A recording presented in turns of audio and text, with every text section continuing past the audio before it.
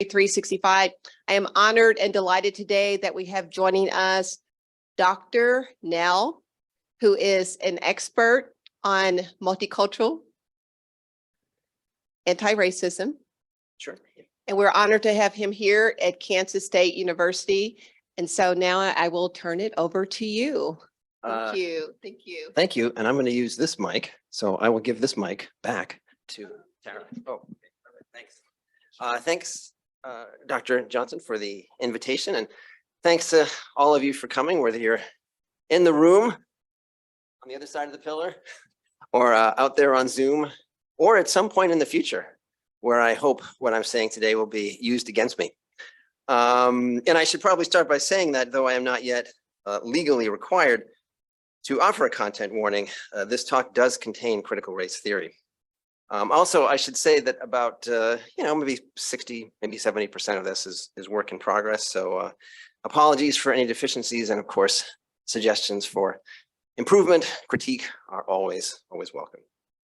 All right, well, we're already halfway through the second to last day of Black History Month. So there's only 36 hours left to learn any Black history. We should probably get started, right?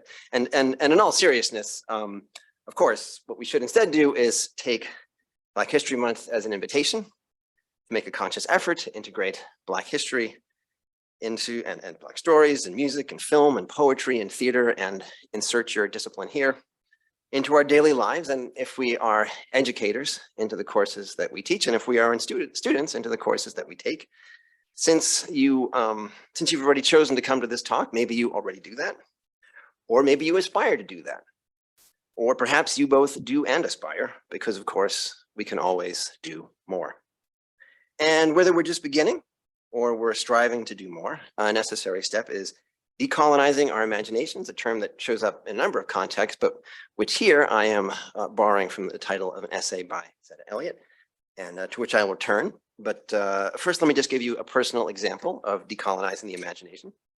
Since I began teaching literature for children at Kansas State University, here, back in the year 2000, I have included diverse voices on my syllabus. But Professor Ebony Elizabeth Thomas, a friend and the author of the excellent book, The Dark Fantastic, which everyone should read, taught me how I could do more and do better. When I was about to teach multicultural children's literature for the first time in 2015, I asked if she would share a syllabus for multicultural children's literature, since I knew that she taught that class. She replied that she teaches her children's literature class as a multicultural children's literature class, and kindly shared that syllabus. And then a light bulb went off. Why was I not always teaching my children's literature class that way? What was this imaginary canon of classic children's books that I thought I owed allegiance to? Why not center multicultural children's books instead of merely including them? So that's what I do now in my literature for children class, and of course, much more in the multicultural children's literature class, of course. So I would like us today to think about how we can decolonize our imaginations. How can we become aware of what we do not yet know? And I say we because this work is ongoing, and because I welcome your thoughts on how I might do better in decolonizing my own imagination. What questions am I failing to ask?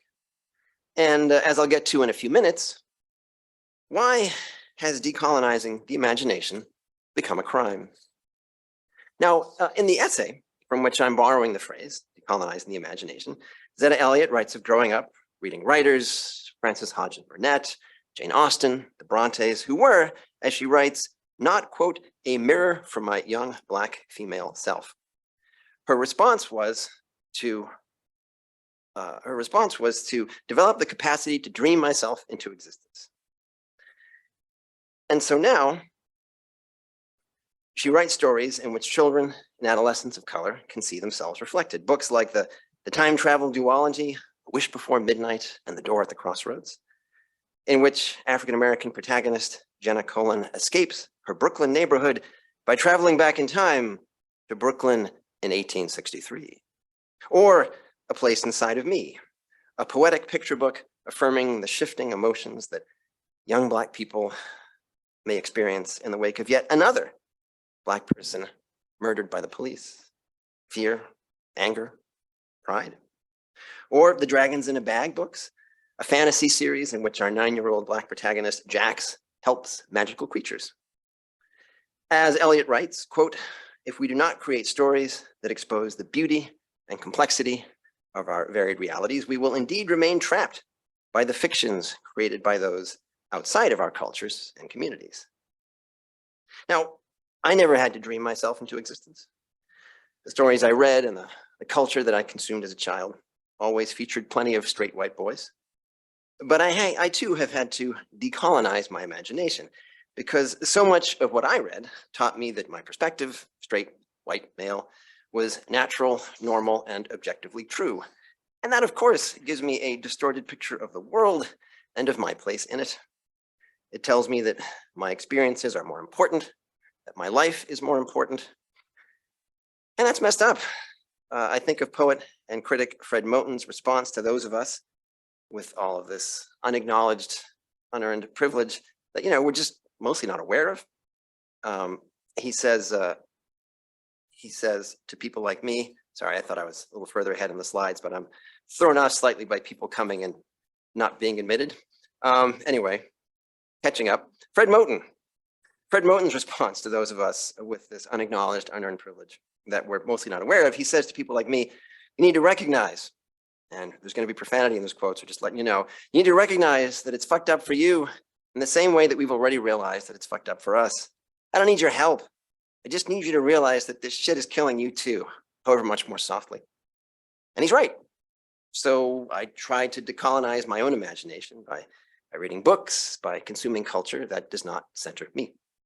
And of course, as you may have guessed, the best place to start this work is in childhood. Stories we read when we are young give us our first ideas of empire, of beauty, of evil, narrative, virtue, villainy, gender roles, heroism, humor, nature, class, and whose stories matter most. Since we encounter them when we are still figuring out who we are, books for young people leave an outsized impression on our imaginations.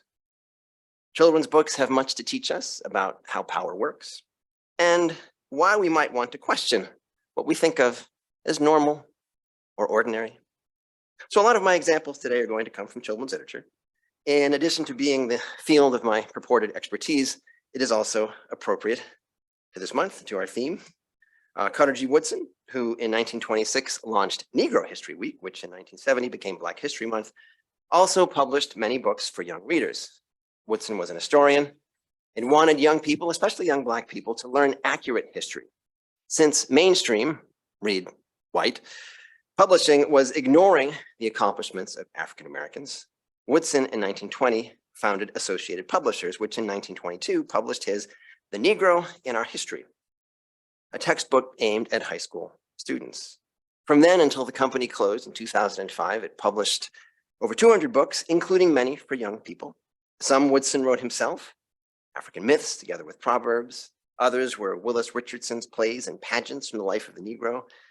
Jane Dabney Shackelford's My Happy Days, a photo-illustrated book for and featuring African-American children. And Effie Lee Newsom's Gladiola Garden, a collection of poetry for children. You may not know her name, but Newsom was one of the first African-American poets to write primarily and really almost exclusively for children. Her work appeared in The Crisis, publication founded by in 1910 and edited until 1934 by W.E.B. Du Bois, the publication of the NAACP from I think about 1913 on.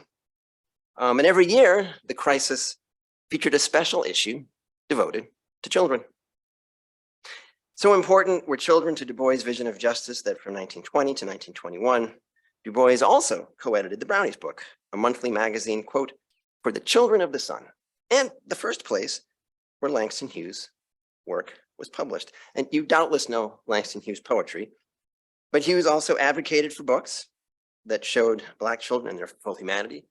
As he said, overcoming this racial inferiority complex is one of the greatest tasks of the teachers of Negro children, he said, and a problem is that, these textbooks are all written from a white standpoint. Same issue that Woodson is addressing, right? And of course, he also wrote a dozen books for children too.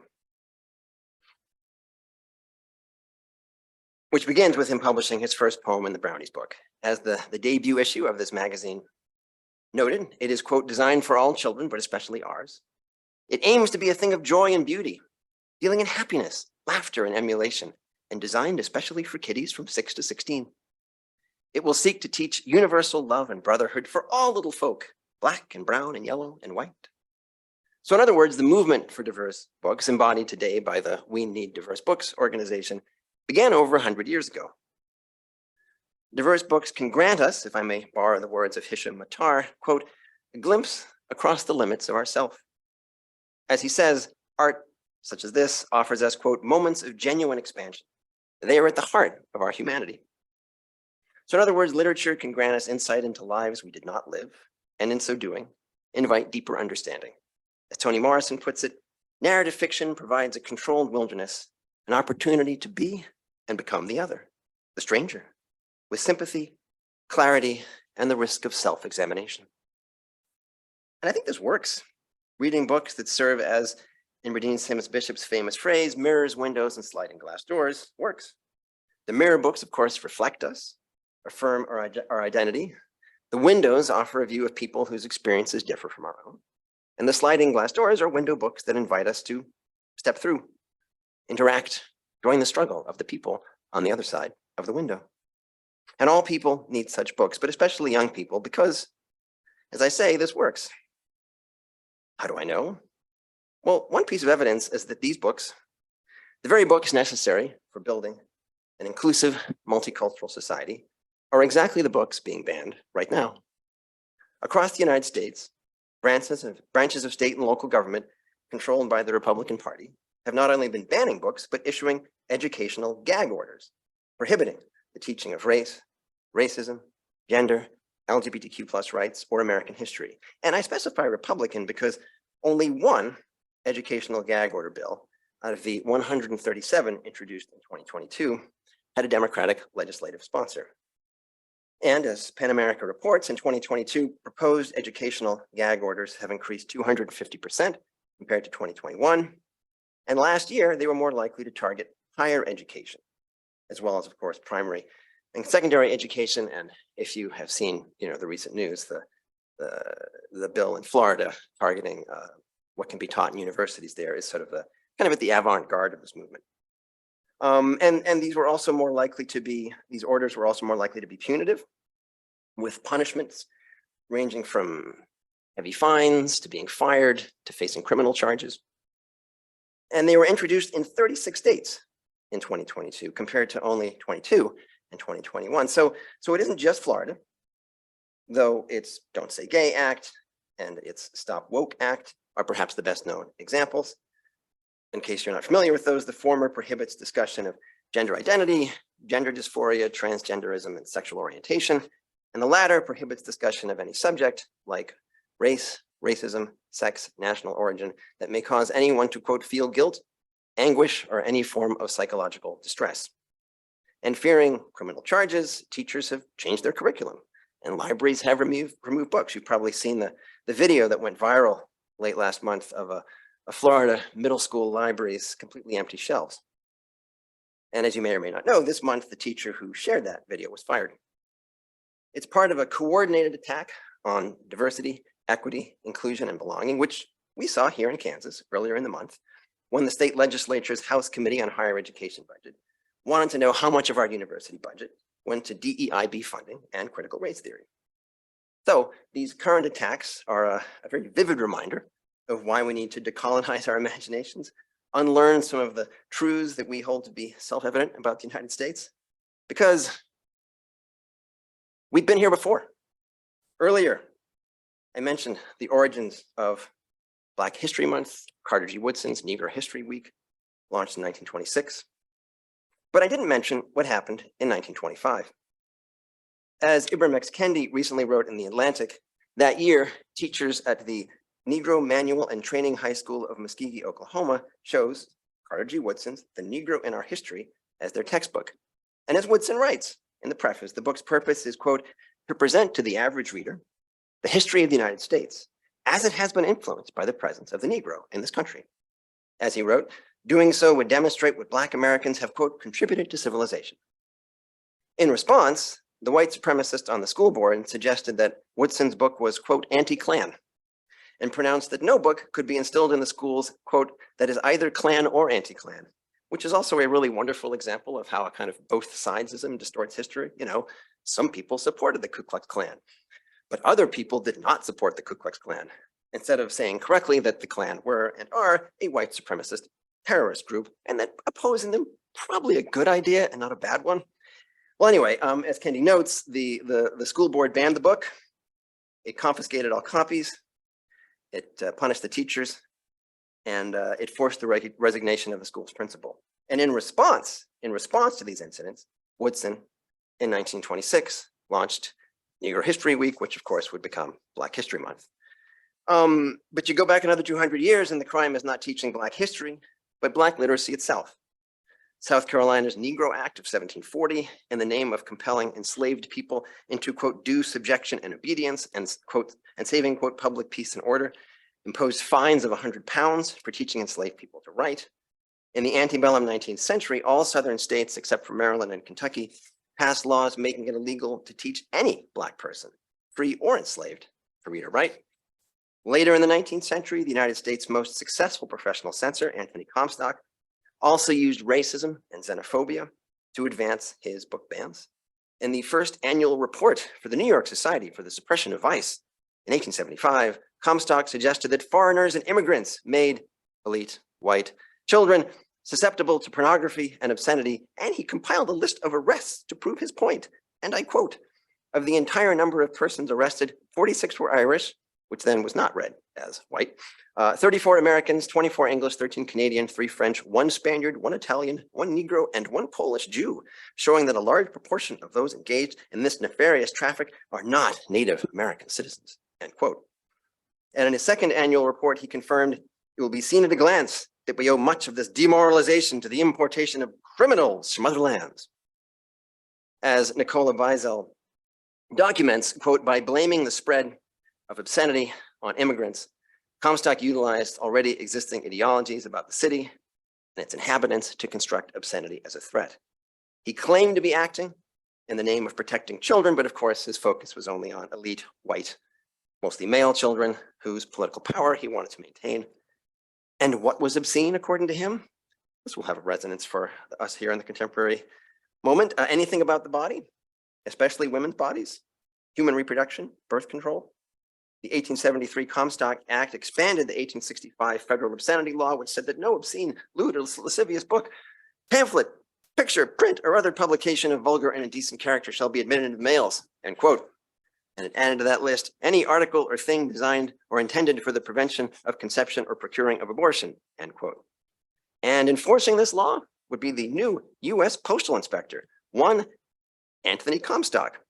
The law did not specify what would be considered obscene, lewd, lascivious, indecent, and immoral, so Comstock would decide himself. As historian Marjorie Hines tells us, from the 1870s until the 1930s, enforcers of this censorship law used an extremely broad criteria based on, quote, possible impact on the mind of children for, quote, suppressing countless literary works with virtually no interference from the courts. So why this rise in censorship during the 1870s? Those of you who know your history can probably answer this question already, but let's just put it out there. I suspect it's political gains made by African Americans and by women. During Reconstruction, Black men could vote and gain elective office, and did. Suffragists were agitating for the right to vote, their access to the franchise, promoted the monopoly on power held by elite white men, and so by promoting racist and sexist stereotypes and then creating laws to protect citizens from these imaginary dangers, the white men found ways to reassert control. For example, and this will also have a contemporary echo, until the 1850s, abortion had been legal for the first half of pregnancy in nearly every US state. It was still common in 1870, but abortion had by them, as historian Nicola Beisel writes, quote, become symbolic of the collapse of civilization, end quote, which I think you'll agree is quite a shift in just 20 years. And abortion, by the way, is named 5 times among articles prohibited in the 1873 Comstock Act. So to summarize, since at least the 19th century, this is how the right succeeds in curtailing access to knowledge. First, drawing upon existing prejudices, invent or promote a fear or group of fears. Then a white person, usually a white man, does that. And amplifying people's fears, of course, makes them easier to manipulate.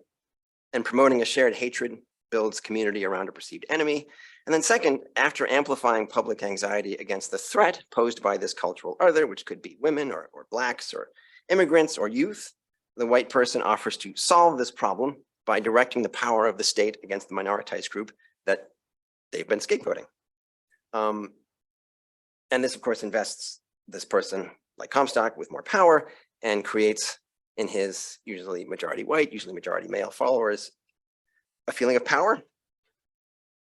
It's true that although the examples I'm focusing on come from the American right, attempts to regulate what people, especially children, read is a trans ideological phenomenon. You know, people across the political spectrum are concerned with what children read. That's true. Generally speaking, liberals want to protect children from racist books, while conservatives want to protect children from knowing that racism exists. And of course, simultaneously defend retaining racist books in the curriculum. Liberals tend to think sex education is a good idea, but conservatives want to protect children from learning how human reproduction works. And there are two important distinctions between these political positions. First, that the pain of racism, of sexism, of homophobia or transphobia is not borne equally by all. Bigotry's targets feel its wounds far more deeply. While there is certainly pedagogical value in reading against the hatred in such books, their conservative defenders excuse them on the pretext that they are but, quote, works of their time, or that people thought that way back then. But all people in any given time do not think alike. I suspect all the people in this room do not think alike. All the people listening to me on Zoom do not think alike. We would never make that generalization about the present, but we're very happy to make it about the past. But not true in the past either. And of course, the targets of bigotry were hurt then too. They felt pain. Also, people thought that way back then presents racism as inevitable. Racism is not inevitable. And then the second key distinction between the US right and the left on regulating children's reading is that the right are just better at it. Despite manufactured hysteria about so-called cancel culture, liberals have really been just not good at censorship. And the contemporary example that's in the news right now is Scott Adams' Dilbert cartoon, right, which has been dropped by several hundred newspapers. And Adams has for years been saying and tweeting out racist stuff and flirting with Holocaust denial. And apparently, his subscribers, or the subscribers to the papers, don't want that anymore. But there are no laws banning his books. There's no state law. No law anywhere that says you can't teach a Scott Adams book or have it in your library or have it on the curriculum. The power of the state is not directed against Scott Adams. Some people decided that his racist assholery had gone too far and he faced consequences for his speech, which is different. It's quite different than actually, imposing fines against people who want to read Dilbert or teach Dilbert. Anyway, point is that the left have no comparable figure to Anthony Comstock or to the educational gag orders that we are seeing today. Successful efforts at censorship almost always support heteropatriarchal white supremacy. And so today, books about Black history, about people of color more generally, about women, LGBTQ folks are all being banned. And I think for three reasons. I think first, knowledge is power, right? I mean, when you know your history, you gain a sense of belonging. You gain some scope of what's possible in your life. And when people whose histories have not been included in the history books know their history, discover what their ancestors accomplished in a system designed to ensure their failure, that's even more powerful. And so that's one reason why, for instance, censorship enthusiast and Florida Governor Ron DeSantis is targeting Black history. A second reason that books about historically marginalized groups are being removed from library shelves, I think, is that awareness of injustice pricks the conscience. Indeed, Florida's Stop Woke Act admits as much by prohibiting these specific concepts from appearing anywhere in K through 20 public education. A person, by virtue of his or her race, color, sex, or national origin, bears personal responsibility for and must feel guilt, anguish, or any other forms of psychological distress because of actions in which the person played no part, committed in the past by other members of the same race, color, national origin, or sex. And a person by virtue of his or her race, color, national origin, or sex is inherently racist or oppressive, whether consciously or unconsciously. So we're policing the unconscious, good luck, and again, trying to regulate feelings, which is also what Comstock is trying to do. He's focused on desire, and this is focused on guilt. Before addressing those emotions that are being forbidden, I think it's important to notice how the law turns multicultural language against multiculturalism by erasing history, by denying that structures of power exist. It's the logical or illogical conclusion of what Eduardo Bonilla Silva calls racism without racists, or colorblind racism. So, it's why you see white supremacists quoting Dr. King completely out of context, and only the will not be judged by the color of their skin, but by the content of their character line. It's also embodied, I think, in the possibly well-intentioned idea to somehow magically not see race. Well-intentioned perhaps because, yeah, we should judge the person by the content of their character and not their race. But also a lie because, well, race is not skin color. I mean, it can be a rhetorical shorthand, which is how Dr. King is using it in his speech, but it's not skin color. It's a social construct that has, of course, real effects in the world. As Richard Delgado and Jean Stefanik write, race and races are the products of social thought and relations, not objective, inherent, or fixed. They correspond to no biological or genetic reality. Rather, races are categories that society invents, manipulates, or retires when convenient. See the comment earlier about Irish, right? That's an example of that. So the second reason that I don't see race as dangerous is that if we don't see race, then how do we diagnose and how do we oppose racism? As Bonilla Silva writes, quote, colorblind racism today serves as the ideological armor for a covert and institutionalized system of racial oppression. And it, quote, aids in the maintenance of white privilege without fanfare, without naming those who it subjects and those who it rewards. See Florida's Stop Woke Act, right? Thus, whites enunciate positions, and I'm quoting Bonilla Silva again, enunciate positions that safeguard their racial interests without sounding racist. Shielded by colorblindness, whites can express resentment toward minorities, criticize their morality, values, and work ethic, and even claim to be the victims of reverse racism, which, by the way, not a thing. And on that point, it's significant that the key ideas in this Florida law are the attempt to regulate these feelings, right? Feelings of guilt, anguish, or other forms of psychological distress, and the denial that racism or sexism or any oppressive behavior might occur unconsciously. Because in the first case, yeah, sure. I mean, I am not personally guilty of the crimes committed by my ancestors who were white South Africans, but I am the beneficiary of those crimes. I benefit from those crimes every day of my life. Feeling at least some distress about this basic fact of my existence, I would argue is healthy, both psychologically and morally. And in the second case, of course, oppressive behavior happens unconsciously. As children, we absorb many ideas, and some of those ideas are toxic. And we absorb them without our awareness and without our consent. This is why, to return to an example I've talked about before, Dr. Seuss was creating both racist and anti-racist work at the same time, right? In the 1950s, he publishes Horton Hears a Who, hailed by one reviewer as a rhymed lesson in protection of minorities' rights. He also wrote his first version of The Sneetches, an anti-racist fable. He even published an essay that critiques racist humor. During the same period, he used racist caricature in his books. Content warning, real content warning, next two slides contain those racist images. So I don't know where people online are or who has access to your screen, but please know that that's coming. I'll tell you when they go away. And If I Ran the Zoo, protagonist Gerald McGrew travels to the mountains of Zomba-Matant with helpers who all wear their eyes at a slant, and to the African island of Yurka, where he meets two really stereotypically rendered Black men, and racist images are now gone. That Seuss is doing both racist and anti-racist work at the same time can be confusing because many of us see racism as an either or, right? People are either racist or they're not racist. And that's how Seuss saw himself.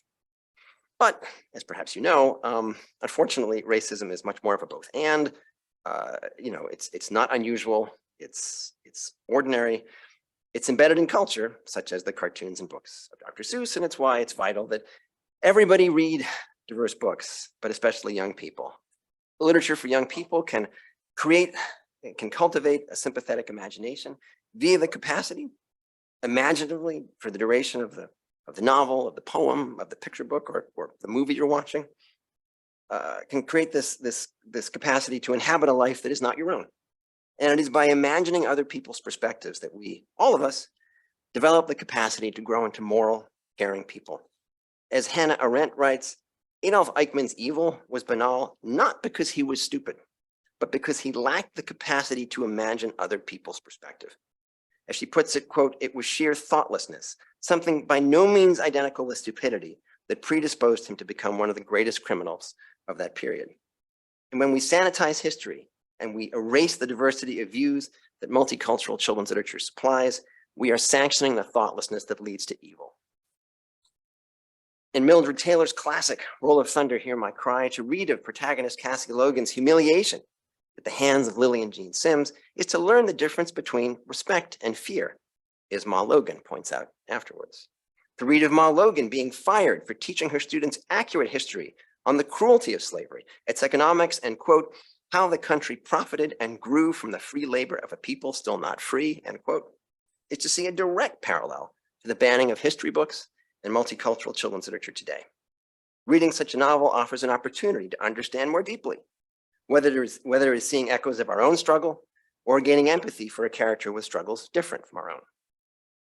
Third reason, I think, for the removal of books by historically marginalized groups is nostalgia, and a particular type of nostalgia, because to be clear, nostalgia in itself is neither good nor bad. In some senses, nostalgia is an understandable response to the increasing insecurity wrought by accelerating climate change, rising authoritarianism, and frankly, metastasizing threats to minoritized groups. So I can see why contemporary children's futures might fuel a longing for the safety of imagined childhoods of the past. So to be clear, as another trans-ideological phenomenon, nostalgia itself is not the problem. The objects of its longing are. What Svetlana Boym calls reflective nostalgia and what Alistair Burnett calls anti-colonialist nostalgia can express radical yearnings for social transformation. What Badia Ahad-Legerty calls Afro-nostalgia can create an archive of Black historical joy to repair traumatic memory. However, what Boym calls restorative nostalgia, the nostalgia that motivates book bans, manufactures a vicious cycle of fear and illusory safety that spreads instability, all kinds of instability. It seeks to revive a true tradition, as she says, constructing a unified, uncomplicated past. It expresses a longing for, as she says, quote, an enchanted world with clear borders and values. But as she warns, only false memories can be totally recalled. Restorative nostalgia for an imaginary era when America was great or childhood was innocent fuels totalitarian thinking. So in contrast, we might look back with what Boym calls reflective nostalgia, exploring the ambivalence and complexity that restorative nostalgia seeks to erase. And that sort of nostalgia could be healthy. Also healthy, of course, is acknowledging that nostalgia is not always the best lens through which to view the past. The lie that the powerful are now a persecuted minority, the pretext for scapegoating multiculturalism and banning diverse books, is being used to build state-mandated, white supremacist, heteropatriarchal amnesia. The promoters of Florida's aptly named Stop Woke Act and parallel efforts, because there are parallel efforts. Florida has been the most successful, but there are other efforts. But the promoters of these efforts would like citizens to dream of an idyllic past, the myth that they and so many of us were taught in school. And such myths may comfort those who believe in them, but only temporarily, because these myths don't address the underlying causes of the pain that may lead you to gravitate towards such a myth. In attempting to relocate the psychic wounds, they allow these wounds to fester and become dangerous. As Boym warns us, unreflective nostalgia can breed monsters. And as James Baldwin observed, quote, I imagine one of the reasons people cling to their hate so stubbornly is because they sense once hate is gone, they will be forced to deal with pain. Dealing with historical pain is the only way to heal, or at least try to heal, traumatic memory. And multicultural children's books offer a reader-friendly way to do this. Jason Reynolds and Ibram X. Kendi's stamped Racism, Anti-Racism, and You offers an opportunity to learn how America's racist past shapes its racist present, but also how past anti-racism might help us, as Kendi says, quote, work towards building an anti-racist America. Toni Morrison's The Bluest Eye, a book taught at the high school level, can teach us how white ideals of beauty and of worth can damage the psyche. Reading George M. Johnson's memoir, All Boys Aren't Blue, grants insight into the challenges and joys of growing up Black and queer. Angie Thomas's The Hate You Give and Jason Reynolds and Brendan Keeley's All American Boys offer a nuanced, sympathetic look into young people, Black and white, coming to support the movement for Black lives. Or they could teach these things if people could read them. But all of these 5 books were among the 10 most banned and challenged books of either 2020 or 2021. And all 5 would certainly elicit wide-ranging, complicated emotional responses from their readers, including emotions that Florida's Stop Woke Act prohibits. But as James Lowen wrote, late James Lowen wrote in Lies My Teacher Told Me, Everything Your American History Textbook Got Wrong, a book that was and continues to be crucial to the process of decolonizing my own imagination. As he wrote in that book, emotion is the glue that causes history to stick. And I agree, I think emotion is the key, and multicultural children's books can turn that key.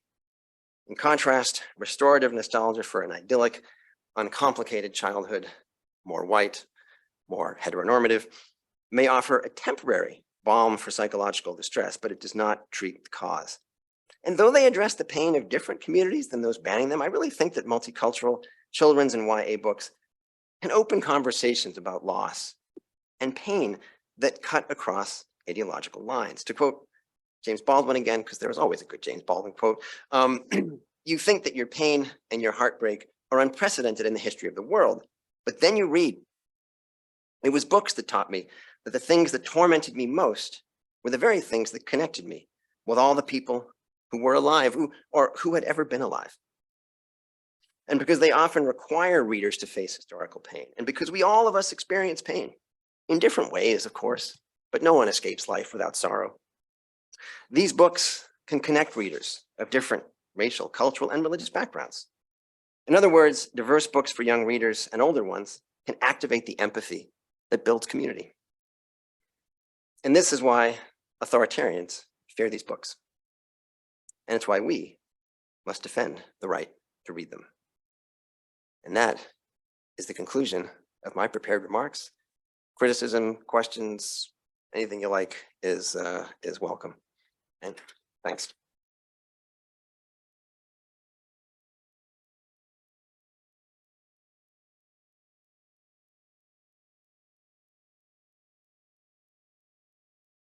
We can stuff in the chat. While you think I'll share for Q&A when you're in the library, it's best to use the microphone. That's how we make it the most accessible experience for the people who are on Zoom.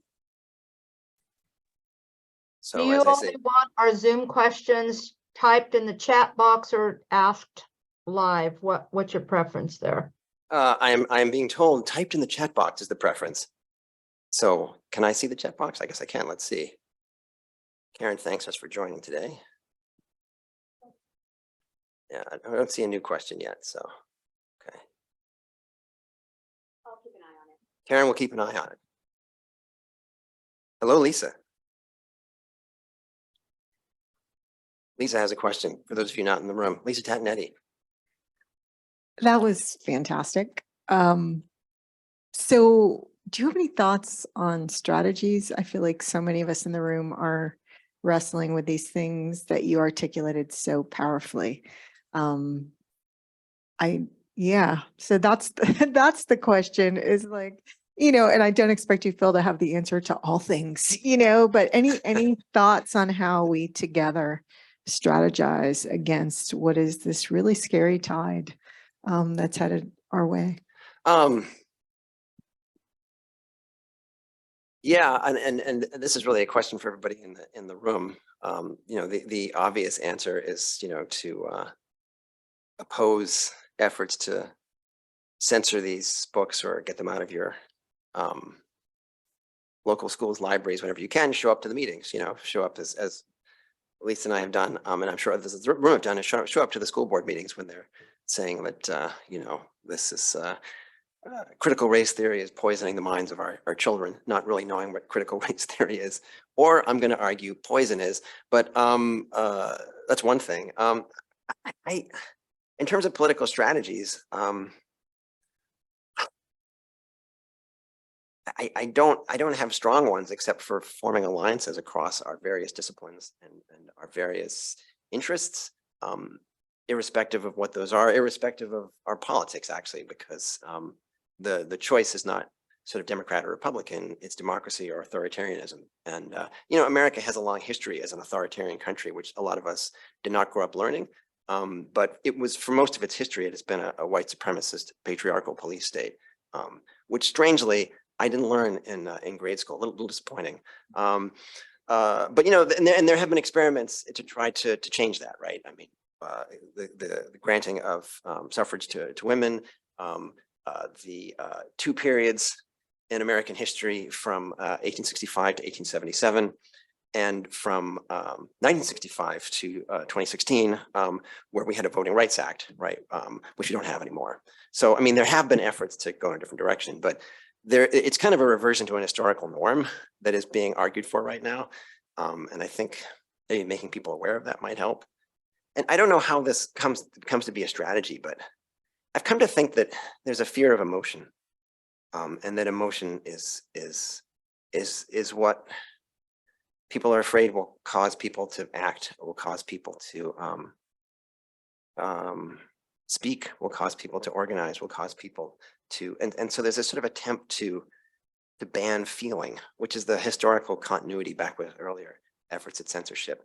And I don't know how that translates into organizing, but that's something that I'm thinking about and welcome other thoughts on. I mean, obviously you can't ban emotion, but I'm interested that seems to be like a central fear. Don't make people feel a certain way, which is interesting, because emotions cannot be regulated in that way. But I understand why you would focus on that if you were worried about losing power, you know. So anyway, if other people have better suggestions, and I'm sure you do, you should take the mic and deliver those. We have a question in the chat. Should I go to that next? Question in the chat. Thank you for a wonderful lecture. Do you think a historically marginalized person could stand and say the same thing without being called angry? Deborah, no, I do not. That is a good suggestion, that pretty much the only use of any unearned privilege is to undermine that privilege. So yeah, if you belong to a group that is accorded a kind of respect that you didn't earn, you know, for me, it's being the literal embodiment of white Western rationality. And I say that ironically, although also truly, because that is how a white man is seen. Yeah, you can use that to undermine it. So that's a good point. Thanks for raising that. Deborah. Ben says, as non-faculty instructors, what role do we have in ensuring these ideas are communicated and valued in our classes? We don't have nearly as much control in the design of our courses. That's a great question, Ben. And I would also say that that's a role for those of us who have tenure too, to advocate for everybody, because it's the greater your proximity to power, the greater the safety you have in speaking out. And that can be institutional power, it can be unearned power. The greater your distance from that power, the greater the risk. And so I also understand if people who are further from that power, you know, make different decisions. It's not a one size fits all. It's sort of do what you can. So yeah, Ben, happy to strategize in terms of what you're comfortable doing. But we had another question in the room. Hi, Professor Nell. Thank you very much. Hey, thanks for coming. Very illuminating talk. And actually didn't have a question, but more a response to something you said. Oh, please, yeah. You were talking about the scholar whose last name was Eliot, and how, you know, yeah. she was reading literature where she didn't see herself. And I wanted to share kind of my own experience, please, because yeah. I grew up in the Philippines, a country that was colonized first by Spain and then the US in the 20th century. And, you know, I was learning English, so reading all these books in English language. And yeah, on the one hand, I felt like I wasn't the right person to be the hero because everybody was white in the books that I was reading. And, you know, I was addicted to British writers, and it was like completely homogenous, you know, their stories. But on the other hand,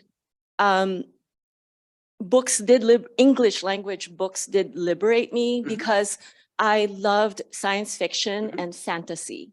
And I think for me, that was the gateway, because in these books, there are other beings Mhm.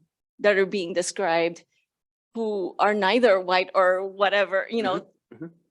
creatures, Mhm. hybrid beings. And I've been reflecting on that, how did I get myself out of feeling like I can't do it because what I see in literature is not me. Mhm. And that was my way. That was what happened to me because I was reading science fiction Mhm. and fantasy. Mhm. Just the creation of those worlds that Mhm. are different from my reality was the gateway to me being able to imagine doing all sorts of things Mhm. and being the hero of Mhm. my story. Mhm. So I just wanted to share that because I Yeah. think that especially in promoting children's literature, Mhm. how do you think about helping children transcend what they see in the limitations that are being imposed on them? And I had that too, not only being in a culture that was suffering from colonialism, but also highly patriarchal, misogynistic, Mhm. conservative culture. Science fiction and fantasy helped me to imagine that even though I was a girl, I could do all these different things because I could be a hybrid creature. Yeah. Yeah. Yeah. So I just want to offer that, Yeah. and I mean, here I am, right? Here you are. Yeah. Yeah. Thank you. Thanks for offering that. I appreciate that. Thank you. Should I go to online? Yeah. So Naomi Wood asks, how do you respond to those who want to protect their children from experiencing pain about what they're learning about history of whatever race? I would respond by saying, it's impossible to do that. That to understand history is to grapple with the pain of that history. And if you're not grappling with the pain of that history, and all history has pain and suffering and conflict, if you're not grappling with that, you're not really learning. So, I mean, I guess to someone who makes that argument, yeah, I would profoundly disagree. How can one learn about history and not feel? What are you learning if you don't feel, if you don't connect the joys, the sufferings, the struggles of the people of the past to real human beings in the present or the past? I don't understand that, which is not a great answer. And Corinne, from the heart of it all, a former student of ours, is in Florida, graduate school. Corinne Matthews, how would you approach teaching diverse literature in a place like Florida, particularly for people coming from a place of precarity and contingency like grad students? Yeah, Corinne, as I said before, I would do what you feel you can do, and I would not feel guilty about not doing more. You need a paycheck.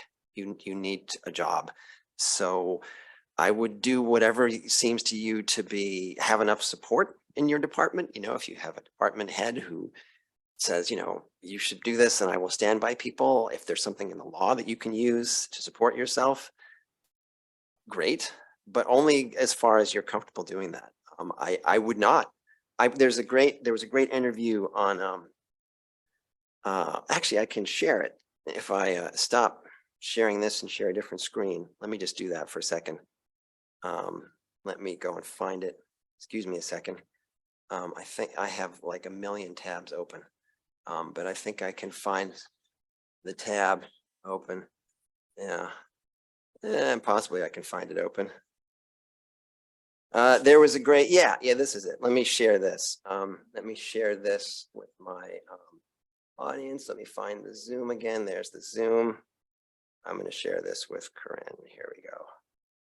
So there was a great interview on the Why Is This Happening podcast with Jonathan Cox, who is a race scholar and assistant sociology professor at the University of Central Florida, about the effects of anti-CRT laws. And, this is a non-tenured professor. And he, talks about what he struggles with in this. And I would offer that, and also for the choices that he has made, which is to not teach certain things, because he's not tenured. He would like to get tenured. So, this is someone with more power than you have as a graduate student, but it is also someone who is conscious of the need to retain his job. So I don't have a one size fits all strategy. You know, if you are reckless like I am, you know, maybe you try to make yourself the test case, but I can't say that because I'm protected by tenure. I'm a university distinguished professor, so I can't really make a comparison. Yeah, do what you feel you can, and also if you feel you can't, that's okay. That's all right. Do what you can. But, and I just want to add to that, you know, and I'm sure Corinne and everybody on here from Florida is already doing this, you know, what you can't do in your classroom, you can do out of the classroom. You Yep. can show up to protests. Yep. You know, you can do everything you can to help change the laws. You can talk to your students about what you can't teach. Yep. Because those conversations are invaluable. And so many of our Yep. students are not, even in Florida, are not understanding what's happening. Mhm. So I think that there are things that can be done. And I know you're probably already doing them. And, you know, I know Phil is doing them, but I just wanted to add that to the conversation. Yeah. Yeah. Thanks, Lisa. And that's great. You know, I would offer a lecture on this, but I legally cannot. But boy, I bet you could search it if you wanted to. I bet you could learn about this via that search engine. I don't know. It's possible. Yeah, that's a good idea, sort of to drop little breadcrumbs of the things you're not allowed to say. And that's a good idea. Thanks, Lisa. I do want to stop sharing that screen. Should go back to the chat. So let me stop sharing that screen. I'm stopping sharing the screen. All right. Back to the chat. Hey, Stephen says, yeah, Stephen says in Tom's, Coons, Mulattoes, Mammies, and Bucks, an interpretive history of Blacks in American films, Donald Bogle mentions how these offensive stereotypes, Blacks, are recycled and fed to the American audience across history. My question is, should we only seek portrayals that uplift the Black race? And how do we read portrayals that point out issues among Black people, drugs, Black on Black violence, et cetera, that tend to criticize the race as an attempt to bring change, since others may argue that racist stereotypes may be authentic representation of people as a group? Thanks, Stephen. Stephen is a graduate student in our program, MA program here. So my answer, there's a bunch of different questions there, but I guess, should we only see portrayals that uplift? No. I mean, you know, as wide a variety of representation across as many genres of literature and types of characters would be my answer there. You know, I mean, Black on Black violence is a myth spread by conservative media because, well, all violence tends to happen within a particular racial group in the US because we're a very segregated country. So white on white violence is, you know, at comparable levels because of how segregation in this country works. So it's not sort of unique to the Black community. So I mean, I think it would be important to teach about that and to teach that it's a lie, or you know, the drugs that, for example, as Michelle Alexander points out in the New Jim Crow, that, you know, like use of drugs, of illegal drugs, is, you know, roughly the same among Blacks and whites, but Blacks serve many times higher prison sentences for doing the same sorts of crimes. So I think those would be definitely important to raise. And then what else? Yeah, I mean, authentic is a whole long discussion, but obviously no one book or character can represent an entire group, although having the perspective of a member of the group, you know, create the art that you're seeing, I think is important, because there's a kind of insight that lived experience can grant that, you know, an outsider like me does not have access to. So yeah, how do we do? Did I get all that? And Corinne says, thank you. I would also add that the Florida state government is currently getting rid of tenure, so the future is a bit of a question mark. So, and you know, depending on the direction this state goes, that is something to remember too. That, you know, that's been a successful so far effort in Florida, and it's of course coming to other states depending on what they're able to get away with in Florida. So thanks, Corinne. And as a professor I had in graduate school used to say, keep on fighting. So yeah, keep on fighting. How are we doing? Other questions? Other answers? Anything? Sure, Natalie.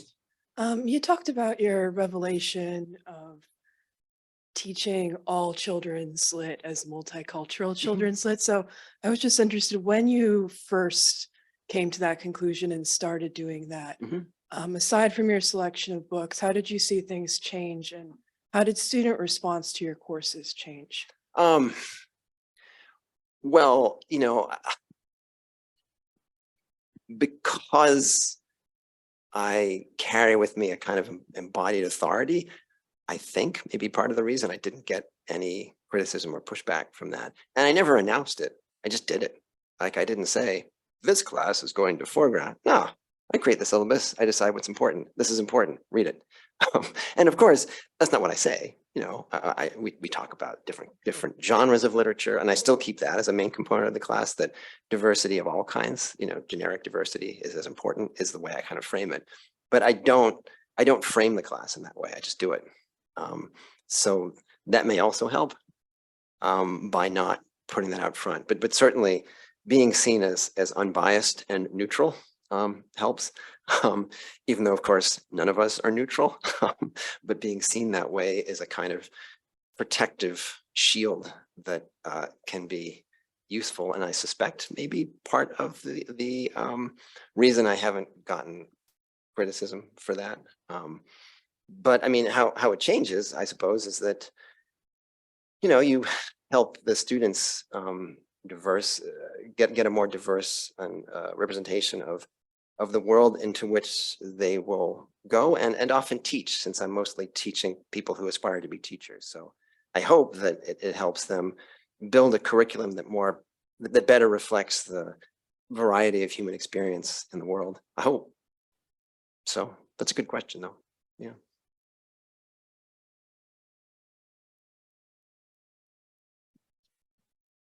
Thanks for coming. Anything else? Oh, is there one on the chat? What are your thoughts on removing racist picture books, words from the outdated children's books like Dr. Seuss books you shared in your slides, or the recent revision to Roald Dahl? We could add there as well too. What are your thoughts on the racist warnings before older Disney movies, for example, The Three Caballeros? Well, I mean, I think that, well, so the Dr. Seuss example, Random House has just stopped publishing 6 books. They're not banned, they're in libraries. He's a pretty popular author, so although people may have jacked up the prices of used copies of the books, I'm not sure how robust that market is. So I would imagine they will go down in price. So they're not banned. And I know that's not your question, but it is a claim that has been made. So I mean, I guess I would see that decision as kind of a product recall, that it's defective, and so it's been recalled. They're not publishing them anymore. Or as Ebony Elizabeth Thomas has said of that, curation is not cancellation, and that's a quote from her. So I would say that. Thoughts on the racist warnings before older Disney movies? Yeah, I think that's a good idea. It allows the culture to be available and for people to decide whether or not to watch it. I think you could do more, right? The racist warning there kind of directs you to a website, but it'd be even better if you had some like adjacent content that helped people process that, and not just like, by the way, this stuff is racist, and you may not want to watch it. But I think if you're going to leave it up there, yeah, I think it's fair to let people know that, this particular work, contains damaging images, and if you're going to watch it, be aware of what you're about to see. So that seems responsible. Yeah, other stuff, or any last minute questions? yeah, mostly just thanks for turning up. And a comment from Deborah Bolton. Deborah Bolton says, these are constant attacks on our identities, and it can make a hard day at work. Yeah, absolutely. When your identity is considered something that needs to be banned. 100%. Yeah. Why aren't we afraid that this is the way fascism begins? Well, I am afraid, and I imagine many of the people of this room are afraid. But I also think that we didn't call it fascism, but this country's been here before, so we can learn from our history, and know that the fight is ongoing, and that the fight is one that may not be won in our lifetimes, but that it's worth being committed to. I think if you're interested in justice and you're interested in opposing fascism, opposing racism, opposing various kinds of hatred and oppression, just join the fight, because it's the right thing to do. Not because you expect you're going to see a triumph in your lifetime, but because it's the right thing to do. And let that sustain you, let that keep you going. Let that light the fire. Because if you're hoping for some kind of, victory where we all cross the finish line together, That never happens. Or if it happens briefly and then there's pushback. So, I mean, I guess I would just say, you know, keep doing what you can. And we all can do different things and it's not all the same thing. But just keep doing what you can. And that is hope. That is hope. The kind of commitment to action is hope. And it's the kind of hope that we need. So I hope that this talk doesn't leave you hopeless. I hope it leaves you feeling ready to do whatever it is you can do. Whatever you can do. And on that note, you know, keep on fighting and thanks for coming.